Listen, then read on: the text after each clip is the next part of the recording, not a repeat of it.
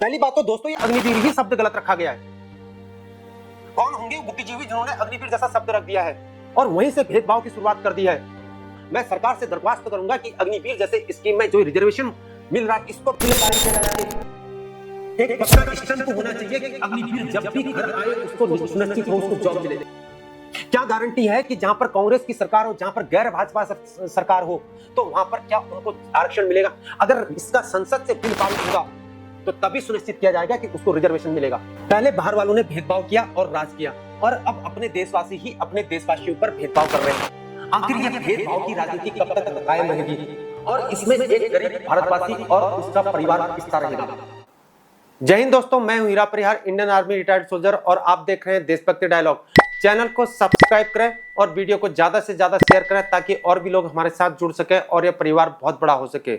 न इधर की न उधर की, यहाँ पर बात होगी सिर्फ और सिर्फ मुद्दे की। तो दोस्तों आज मुद्दा है अग्निवीर का मुद्दा। जो देश के लिए बलिदान होगा उसके लिए कुछ नहीं, क्योंकि वो गरीब घरों से आता है। क्या गरीब को गरीबी ही रहने दिया जाए? क्योंकि नेताओं के बच्चे तो कभी नहीं जाएंगे ना अग्निवीर बनके, क्योंकि उनके बच्चे तो विदेशों में पढ़ रहे हैं। या वे लोग या नहीं जाएंगे जो अग्निपथ स्कीम को अच्छा बता रहे हैं, या उनके परिवारों के बच्चे नहीं जाएंगे जो अग्निपथ जैसी स्कीम को अच्छा बता रहे हैं, वो अग्निवीर बनके नहीं जाएंगे और देश के लिए अपना बलिदान देंगे। नेताओं के बच्चे नहीं देंगे देश के लिए बलिदान, वो नहीं बनेंगे अग्निवीर। कब तक आखिर देश का गरीब परिवार, गरीब का बच्चा ही देश का अपने देश के लिए बलिदान देगा? लोअर मिडिल क्लास का बच्चा ही देश के लिए बलिदान देगा? यह सोचने वाली बात है दोस्तों। ऐसा क्यों होता है? जब एक अग्निवीर एक रेगुलर जवान के बराबर काम कर रहा है, ड्यूटी दे रहा है और अपने कर्तव्य को पूर्णतः निभा रहा है, तो एक अग्निवीर की सैलरी, उसकी सर्विस, उसकी पेंशन और उसके वेलफेयर इत्यादि पर भेदभाव क्यों? वो फायदे क्यों नहीं जो एक रेगुलर जवान को मिलते हैं? यहां तक कि अग्निवीर के बलिदान और एक रेगुलर जवान के बलिदान होने पर भी भेदभाव कर दिया जाता है। आखिर क्यों अग्निवीरों के साथ भेदभाव किया जाता है? क्या वे भारत माता की संतान नहीं है?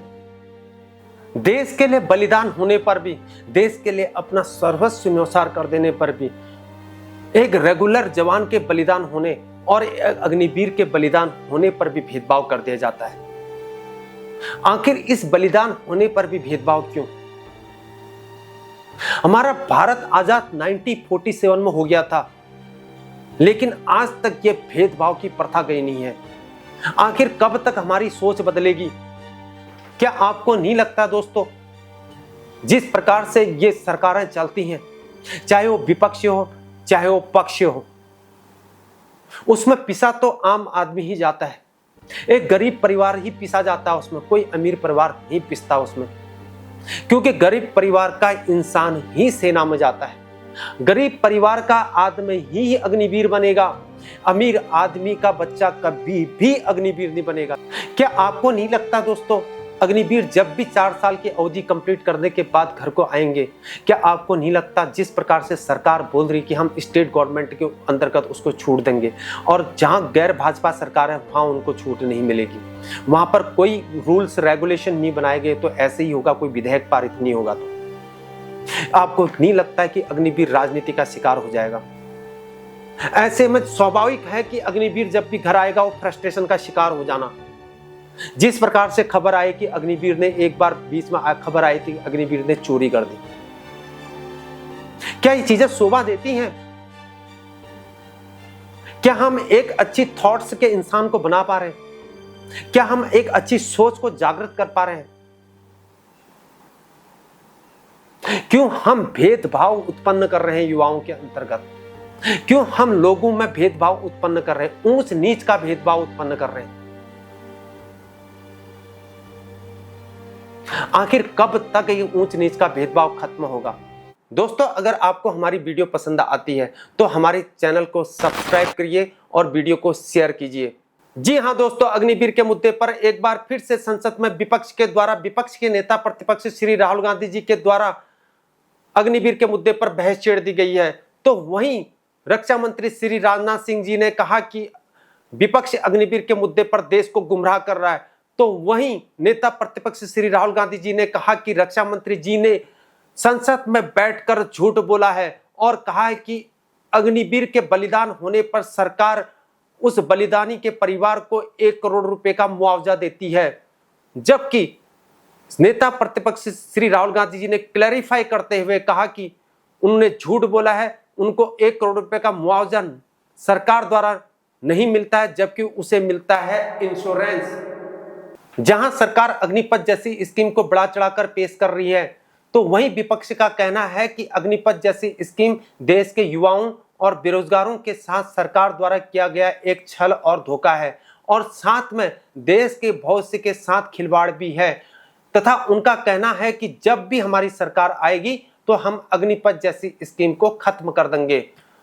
तो वहीं सरकार अग्निपथ जैसी स्कीम को वापस लेने के लिए बिल्कुल भी तैयार नहीं है। दोस्तों, सरकार कहीं से भी अग्निपथ जैसी स्कीम को वापस लेते हुए कहीं भी नजर नहीं आ रही है। हो सकता है सरकार इसमें प्रावधान कर सकती है, लेकिन सरकार ने साफ कर दिया है कि हम अग्निपथ जैसी स्कीम को वापस नहीं लेंगे। जिस प्रकार से बीच में मीडिया में अलग अलग ऑर्गेनाइजेशन के हेड ऑफ द ऑर्गेनाइजेशन उनके द्वारा मीडिया के अंतर्गत इंटरव्यू दिए गए और कहा गया कि हम अग्निवीर जो 75% अपनी अवधि पूरा होने के बाद जो घर आ जाएंगे उनको हम रिजर्वेशन देंगे और हम उनको सिलेक्शन देंगे। कहीं पर कहा गया कि हम उनको एज में भी रिलैक्सेशन देंगे और कहीं पर उनको कहा गया कि हम फिजिकल में उनको रिलैक्सेशन देंगे। और उसी की तर्ज पर स्टेट गवर्नमेंट जहां पर बीजेपी की सरकार है या बीजेपी की सरकार सत्ता में है, उन राज्यों के प्रमुखों ने या मुख्यमंत्री या नेताओं सांसदों के द्वारा यह कहा गया कि जब भी अग्निवीर आएंगे हम उनको अपने राज्य में कोटा देंगे। अब यह बात हमको समझ में नहीं आती दोस्तों। पहली बात तो इतना ज्यादा भ्रष्टाचार हो रखा है, स्टेट गवर्नमेंट के अंतर्गत पेपर लीक हो जाते हैं। यूपी के अंदर पेपर लीक, उत्तराखंड के अंदर पेपर लीक, मध्य प्रदेश के अंदर पेपर लीक, राजस्थान के अंदर पेपर लीक, और परीक्षा का सही टाइम से न हो न पाना। और उसके बाद जो अग्निवीर आएगा उसकी एज तो वैसे ही खत्म हो जाएगी जिस प्रकार से पेपर लीक होते हैं, भ्रष्टाचार होते हैं। और सबसे पहली बात तो यह है कि सरकार यह पहले सुनिश्चित करे, यह दिखाए कि जितने भी एक्स सर्विसमैन रिटायर हुए हैं उनको कितनों को जॉब मिल चुकी है, कितनों को एक्स सर्विसमैन को सिलेक्शन दिया गया है स्टेट गवर्नमेंट के अंतर्गत, क्या वैकेंसीज होती है एक्स सर्विसमैन की, क्या स्टेट गवर्नमेंट ये सुनिश्चित करेगी कि एक्स सर्विसमैन की जॉब लग पा रही नहीं लग पा रही। जब एक्स सर्विसमैन को ही सिलेक्शन नहीं मिल पा रहा है तो क्या गारंटी है कि अग्निवीर को भी सिलेक्शन मिलेगा। उसी के तर्ज पर स्टेट गवर्नमेंट ने जगह जगह पर जो है उन्होंने बोला है कि हम उनको आरक्षण देंगे। एक अमर उजाला की खबर है, अग्निवीर कितने राज्यों में हो चुका अग्निवीरों के लिए आरक्षण, कौन क्या सुविधा देने की कर रहा है बात। इसमें कहा गया है कि केंद्र सरकार ने जून 2022 में अग्निपथ योजना की घोषणा की थी। इस योजना के तहत भर्ती होने वालों को अग्निवीर कहा जाता है। अब तक 11 भाजपा शासित सरकारों और 7 केंद्रीय बलों ने अग्निवीरों को आरक्षण या वरीयता देने का ऐलान किया। अब देखते हैं दोस्तों इसमें किस किस राज्य ने अग्निवीर को वरीयता देने की बात कही है। उत्तर प्रदेश पुलिस और पीएसी बिल में आरक्षण की सीमा यानी कि एज में रिलैक्सेशन की बात इसमें नहीं की है। मध्य प्रदेश ने पुलिस और सशस्त्र बल में, लेकिन जिस प्रकार से मध्य प्रदेश में पेपर लीक भ्रष्टाचार हो रहा है, क्या गारंटी है, कोई पता नहीं है, एज में रिलैक्सेशन नहीं। राजस्थान के अंतर्गत पेपर लीक का मामला जोर शोर से पकड़ा गया था एक बार, कोई मतलब नहीं, पेपर कब हुआ क्या हुआ। पुलिस, जेल प्रहरी और वन रक्षक एज रिलैक्सेशन नहीं। उत्तराखंड पुलिस और सरकारी विभाग, Haryana constable, mining guard, jail guard, SPO 10%, Chhattisgarh police आरक्षक, जेल प्रहरी, गुजरात सशस्त्र पुलिस और राज्य reserve police, Arunachal Pradesh police, MP battalion और अग्निशमन सेवा, असम पुलिस, उड़ीसा वर्दीधारी सेवाएं 10% एज में रिलैक्सेशन, और गोवा पुलिस अग्निशमन सेवा और वन सेवा। गोवा के वैसे भी बच्चे बहुत कम आते सेना के अंतर्गत, 10% एज में रिलैक्सेशन।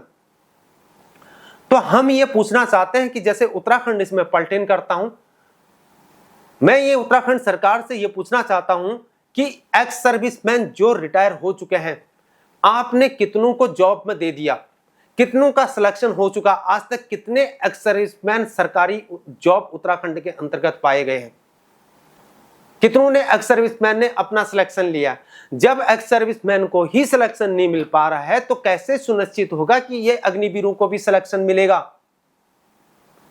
कि खाली एक झुनझुना जैसा थमाया जा रहा है, कौन सुनिश्चित करेगा। अन्यथा खाली खाली एक चुनावी जुमला साबित होता है, कोई गारंटी नहीं है कि जहां पर गैर भाजपा सरकार हो उनको छूट मिलेगी। उसके लिए जब भी कोई बिल पारित नहीं हुआ, कोई विधेयक नहीं लिया जाएगा, विधेयक नहीं लाया जाएगा, तो तब तक हम नहीं कह सकते हैं, गारंटी इसके साथ नहीं कह सकते हैं कि स्टेट गवर्नमेंट के में उनको छूट मिलेगी। पता नहीं कैसा होगा अग्निवीर का भविष्य आने के बाद। दोस्तों क्या कह सकते हैं, दुनिया भी कैसी चीज है ना। एक और अग्निवीर देश के लिए बलिदान हो जाता है, उसको फैमिली पेंशन इत्यादि का कोई भी लाभ नहीं मिलता है। लेकिन एक नेता, एक विधायक एक दिन के लिए विधायक बन जाए और एक दिन के लिए सांसद बन जाए तो उसे हमेशा के लिए पेंशन शुरू हो जाती है। यहां अग्निवीर को कोई भी पेंशन सुविधा नहीं है, लेकिन एक नेता को पेंशन सुविधा है। अग्निवीर को कोई ग्रेजुएटी लागू नहीं है, लेकिन नेता को पूरा ग्रेजुएटी लागू है। अग्निवीर को सेना अवधि के बाद कोई उसके स्वास्थ्य में के लिए कोई भी हेल्थ के लिए कोई वेलफेयर नहीं है, लेकिन लाइफ टाइम एक विधायक बनने पर और सांसद बनने पर उसको स्वास्थ्य के पूरा लाभ है। एक अग्निवीर जब भी सेवा अवधि के बाद जब वो घर आ जाएगा तो एक एक्स सर्विसमैन नहीं कहलाएगा। वो एक भारत फौजी होने के बाद भी वो खुद में अपने आप में एक सैनिक नहीं है। मैं क्यों कह रहा हूं दोस्तों, वो अपने आप को कहीं पर सैनिक लिख सकता है क्या? लेकिन एक दिन विधायक बन जाए, एक दिन सांसद बन जाए, वो अपनी गाड़ी में बिल्कुल शान से लिखेगा पूर्व विधायक, पूर्व सांसद, इवन कोई अध्यक्ष भी बन जाए वो भी लिखेगा पूर्व अध्यक्ष। लेकिन उस अग्निवीर को सैनिक का दर्जा नहीं है। वो कैसे लिखेगा मैं सैनिक हूं? ये सोचने वाली बात है दोस्तों। एक अग्निवीर के शहीद हो जाने पर उसको शहीद का दर्जा नहीं मिलता। शहीद का शब्द नहीं है कहीं पर भी मिलिट्री के अंतर्गत, लेकिन शहीद का मतलब होता है कि उसके बलिदान होने पर, देश के लिए जो उसने अपना सर्वस्व न्यौछावर कर दिया, उसके बाद उसके चले जाने के बाद उसके परिवार का ख्याल कौन रखेगा? उसको क्या वो सम्मान मिल पाएगा? क्या लोग उसको भूल जाएंगे?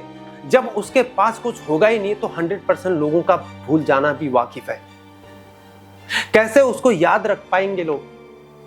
जब उसको कोई व्यवस्था सरकार ने दी होगी तभी तो उसको, उस शहीद को हम याद कर पाएंगे, लोग याद कर पाएंगे। यह सोचने वाली बात है दोस्तों। ऐसे ही सच से रूबरू होने के लिए हमारे चैनल को सब्सक्राइब करिए और वीडियो को ज्यादा से ज्यादा शेयर कीजिए। आज के लिए इतना ही। जय हिंद, जय भारत, भारत माता की जय।